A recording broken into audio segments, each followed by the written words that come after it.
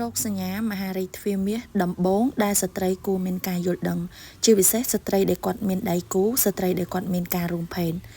ចំពោះបញ្ហាមហារីកស្ត្រីគ្រប់គ្នាគឺសុទ្ធតែប្រឈមមុខទាំងអស់ដូច្នេះហើយស្ត្រីគួរតែតាមដានទៅលើសុខភាពឆែកសុខភាពជាប្រចាំយ៉ាងហោចណាស់ក៏រៀងរាល់6 ខែម្ដង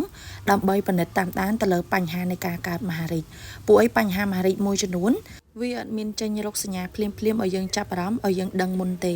តែបើសិនជាមានអាការៈមួយណាដែលប្លែកខុសប្រក្រតីស្ត្រីត្រូវតែឆែកសុខភាពមានការឈឺចុកចាប់ខ្លាំងក្រោយពេលដែលរួមភេទនៅជាមួយនឹងដៃគូហើយឈឺទ្វារមាសឈឺមាត់ស្បូនមានការធ្លាក់ទឹករំអិលដែលក្លិនអត់ល្អឬក៏មានការហូរឈាមមានការហូរខ្ទុះក្រោយពេលដែលយើងរួមភេទនៅជាមួយនឹងដៃគូហើយ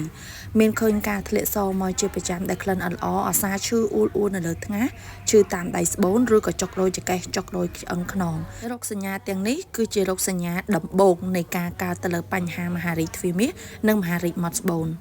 ស្ត្រីគួរតែឆែកសុខភាពពិនិត្យសុខភាពពីគ្រោះនិងតាមដានព្យាបាលជាមួយអ្នកឯកទេសជំនាញផ្នែករោគស្ត្រីដើម្បីធ្វើការដោះស្រាយ